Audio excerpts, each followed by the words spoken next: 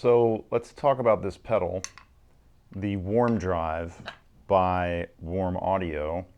It's a clone of the Zen Drive, which is itself kind of a clone or a take on the Dumble overdrive, which is a very sought after, I say it's sought after. If you have like $110,000 lying around to buy this amp, it's sought after. If you're Joe Bonamassa or someone like that. But made famous by several different guitar players, probably most notably Robben Ford, who's, obviously a blues, jazz, fusion legend. And I think the idea behind the Warm Drive, and sort of why I'm making this video, because I haven't seen it kind of emphasized in the reviews that I have seen, is this is supposed to be like a Dumble in a box. And the idea is, if you're Robben Ford and you have a $110,000 Dumble, but you're going to Europe or something and can't travel with that, you get to a gig, maybe the back line is a Fender Twin or a Fender Reverb of some kind. An amp that doesn't necessarily break up at the stage volume you'd want, so it just gets kind of insanely loud, or just doesn't have a nice natural drive to it, and you need kind of a tube amp breakup sound from a pedal.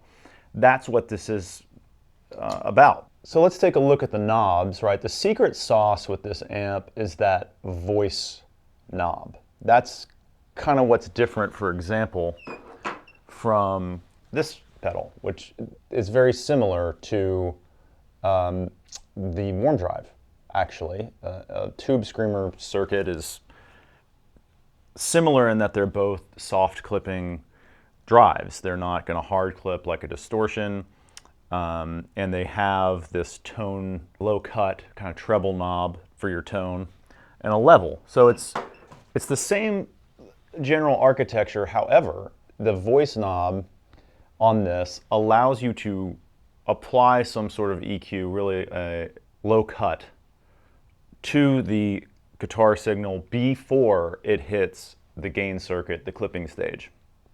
So in the Tube Screamer, that is fixed, right? You don't have that extra knob. Your only tone knob is after the gain stage. So whatever it's doing to your signal on the front end, it's doing at a fixed ratio, fixed level, and you don't have the kind of control over that as you do with the Warm Drive.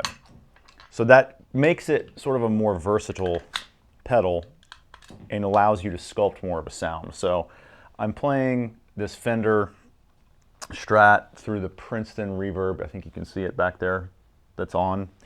And we'll just dial in a tone, okay? So I have now dialed in this sound for a single coil. And what you'll notice is that the voice is cranked really high. And I find that that's where you can get that kind of sweet spot of that kind of Stevie Ray Vaughan, mid-rangey, slinky kind of.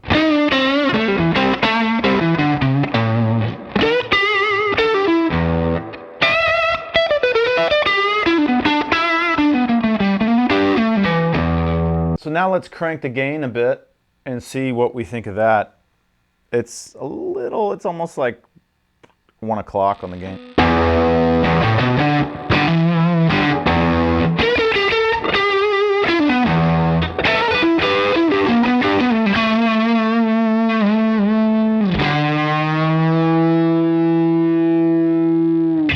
Now, does it clean up?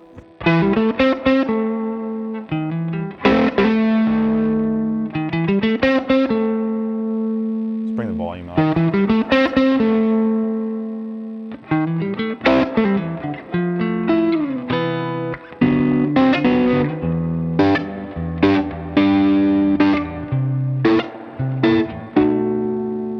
Now, a Stratocaster is not a great illustration of the way that you could use this pedal to almost fake a 2-channel amp. If I use something like a Les Paul or a Gretsch that has a separate volume knob for the pickups, you could do something where you and I guess I'll show you that in just a second, where you have essentially a rhythm, clean-ish channel, maybe on the neck pickup, volume way down, and then you throw it into the bridge pickup, dimed, for a big solo sound. So let's switch out the guitar and kind of illustrate that. So here's just a simple rhythm tone, right?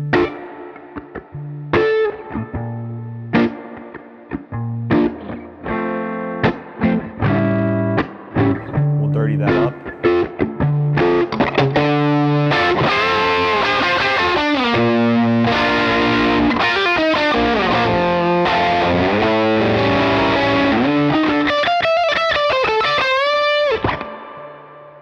So you could, if that was the only pedal you had, kind of achieve 2 levels of, rhythm, sort of slight drive and big soaring lead, essentially off one pedal using a guitar like this. So if I have a criticism of this pedal, you can kind of hear it right now. It's that the gain is at 12, and if I take this tone and want to roll that back, I really...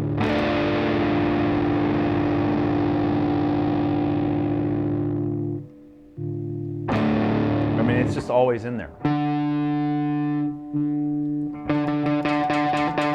It's almost like it's floating on top of the signal or something.